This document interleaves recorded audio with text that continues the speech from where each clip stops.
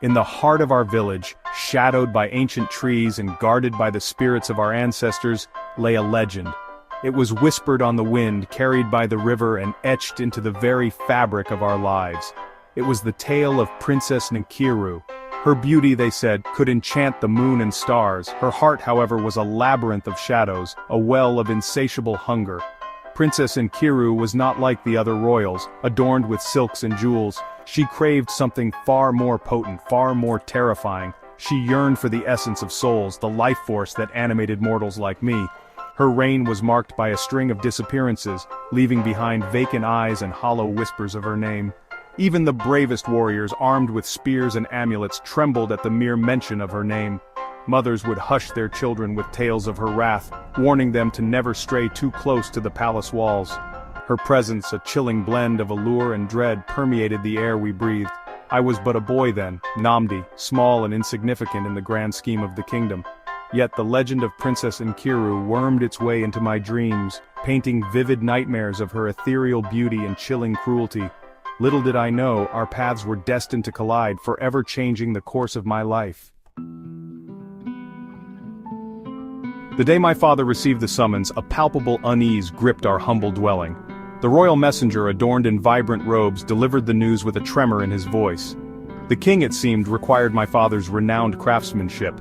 He was to repair a prized possession in the royal palace. Fear choked my throat. The royal palace was not a place for ordinary folk like us. It was a labyrinthine structure of towering walls, cold stone, and secrets whispered in the dead of night. Legends spoke of spirits that roamed the corridors and whispers that seeped from the very walls. My father, a stoic man of quiet strength, masked his fear well. He reassured my mother with a forced smile, his voice steady as he promised a swift return. I, however, saw the fear that flickered in his eyes, the beads of sweat clinging to his brow. As he prepared to leave, I clung to his side, begging him to take me along. The palace in all its forbidding grandeur held a strange allure for me. My father, after much persuasion, relented.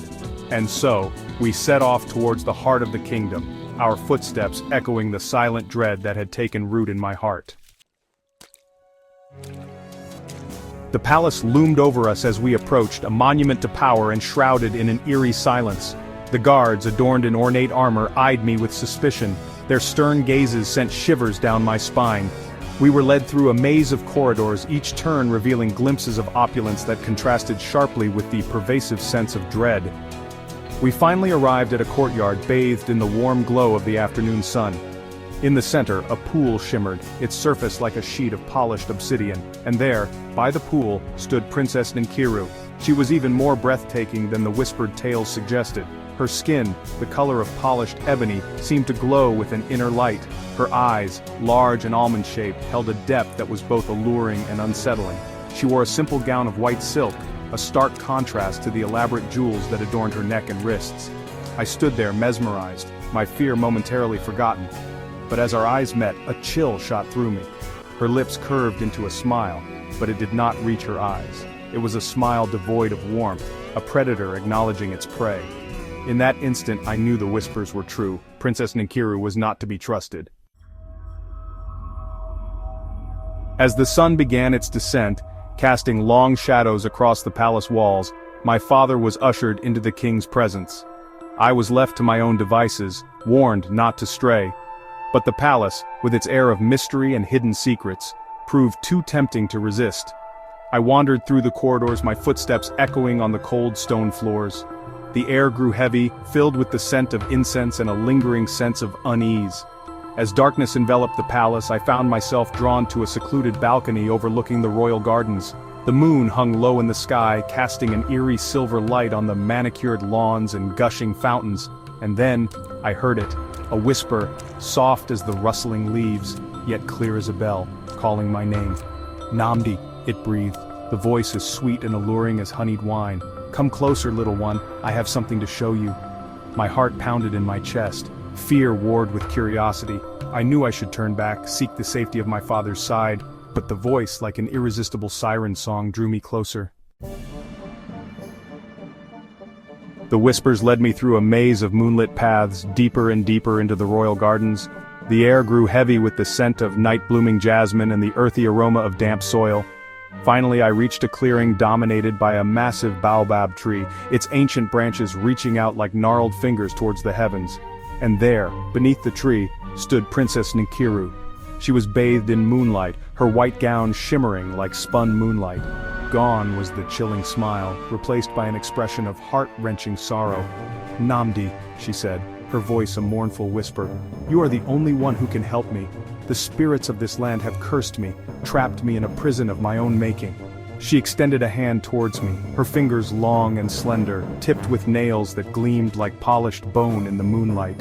"Help me break this curse, Namdi, and I will reward you beyond your wildest dreams." Her words, laced with desperation and a hint of something darker, sent a shiver down my spine. I hesitated, torn between her plea for help and the warnings that echoed in my mind. As if sensing my hesitation, she took a step closer, her eyes locking onto mine. "It is the crown, Namdi," she whispered, her voice barely audible above the rustling leaves. "The spirits have bound me to it. They feed off my power, my very essence." She gestured towards the baobab tree, and I saw it. Resting on a gnarled root, nestled amongst the leaves, lay a crown. It was unlike any I had ever seen. Crafted from some unknown metal, it shimmered under the moonlight, pulsating with an eerie inner light. But it was the jewels that adorned it that truly chilled me to the bone. They were not rubies or diamonds, but something far more sinister. Each stone was an eye, a human eye, staring out into the night with an accusing, lifeless gaze. The truth hit me like a physical blow. The whispers, the disappearances, it all made sense now. The crown was not just a symbol of power, it was a conduit, a tool through which the princess drained the life force of her victims.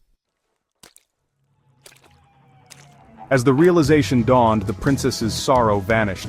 In its place, a look of chilling hunger twisted her features. Her eyes, once filled with sadness, now burned with a predatory gleam. "You cannot resist, Namdi," she hissed, her voice no longer a mournful whisper but a guttural growl. "The crown calls to you, it craves your essence." She lunged at me, her fingers outstretched, her nails like claws. I stumbled back, my heart pounding in my chest. Fear lent me a burst of speed, and I turned and ran, dodging between the trees, her laughter echoing behind me. The palace, once a place of awe and wonder, had become a hunting ground, the princess a predator relentless in her pursuit. I could feel her presence behind me, her power washing over me in waves of icy dread. I didn't dare look back, my breath coming in ragged gasps, as I pushed my legs to their limit. The image of the crown, the lifeless eyes staring out from their jeweled prisons, spurred me on.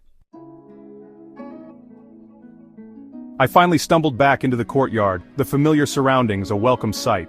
My father, his face etched with worry, rushed to my side, his arms enveloping me in a protective embrace. I clung to him, the terror of the encounter still fresh in my mind. I never told him what I had seen that night, the truth of Princess Nkiru's power. Some secrets, I realized, were too dangerous to share. We left the palace at dawn, the rising sun a beacon of hope against the darkness that had seeped into my soul. Life returned to a semblance of normality, the memory of that night fading like a bad dream. Yet the fear lingered, a shadow that followed me wherever I went. The princess's words, her chilling laughter, continued to echo in the quiet corners of my mind. Years have passed, yet I still shudder at the rustling of leaves, the whisper of the wind. The princess may be confined within the palace walls, but her power, her hunger, remains.